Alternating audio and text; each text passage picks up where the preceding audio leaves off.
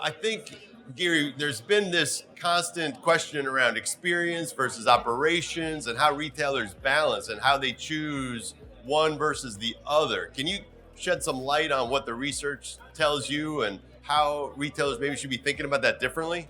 For sure. I think it's been a little bit of a interesting dichotomy where for years retailers have believed and invested accordingly that, if you've got to focus on experience, then you've got to compromise on investments around efficiency or store operations excellence and vice versa.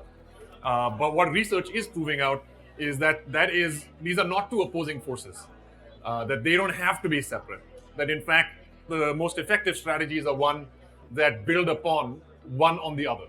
And the reason for that is that there is now the right conditions that are occurring. There is modular technologies. There is the ability to bring in greater intelligence to impact key decision points. There are newer interfaces that you can put in the hand of your store associates. The consumer is coming in with that much more intelligence and the ability to take action. Right. And the stakes are high because 67% shoppers say that they will pay for a better experience. That's the opportunity. But at the same point, 29% will stop buying due to a poor experience. And that's the risk.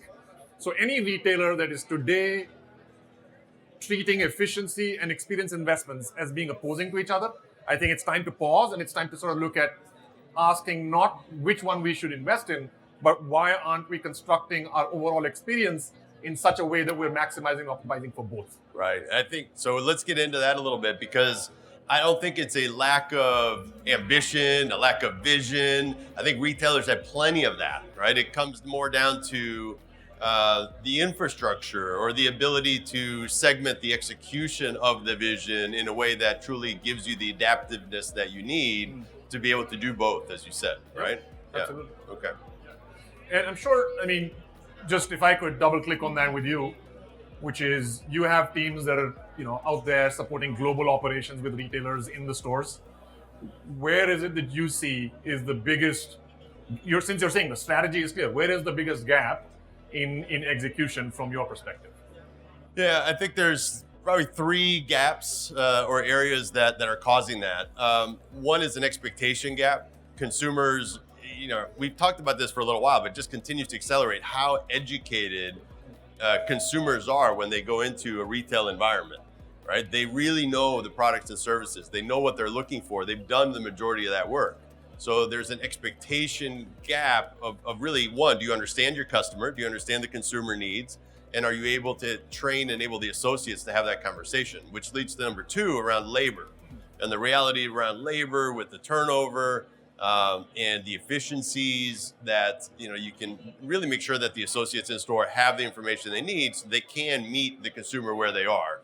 And the last one is around the connection gap, right? Which is the connection between systems that ultimately help you deliver on that experience. And I'll give you an example. This was actually more in a quick serve or a fast casual dining.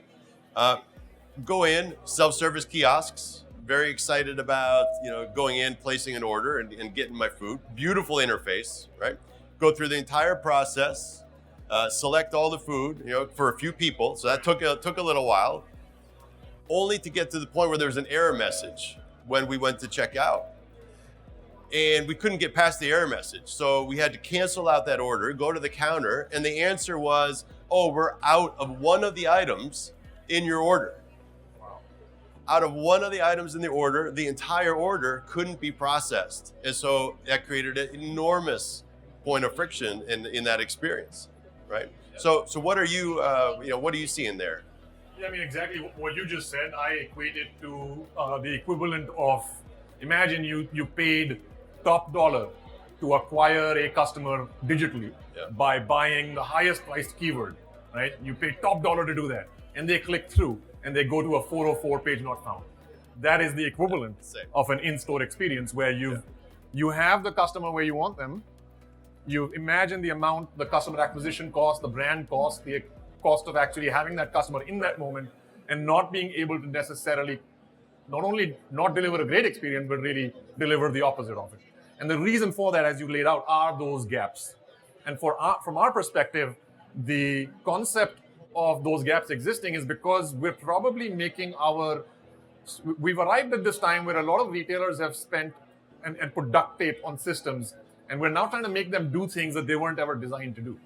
We've never had really this opportunity to do a fundamental reset and rethink of considering the store experience as part of a holistic retail experience. Right. A lot of retailers have even set up, when we went digitally, e-commerce was set up as store number 999 or store 0. Like we're bringing physical thinking into the digital world or digital thinking into the physical world, but not really stepping back and unifying that experience. And that to us is the key. Whatever you want to call it, if you want to roll your eyes at a buzzword, you can do it at your own peril. I don't really care whether it's omni-channel or unified commerce. Right.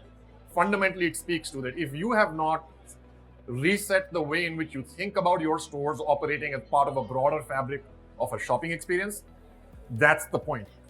88% of retail executives say unified commerce is critical.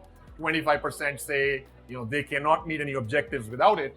And just recently, actually at NRF, we released another seminal unified commerce benchmark study for specialty retail, and only about 6% of the US retailers have achieved leading status in terms of achieving excellence in unified commerce. Wow. So that creates a tremendous gap on what someone's intent is and what their ability to follow through with delivering that experiences.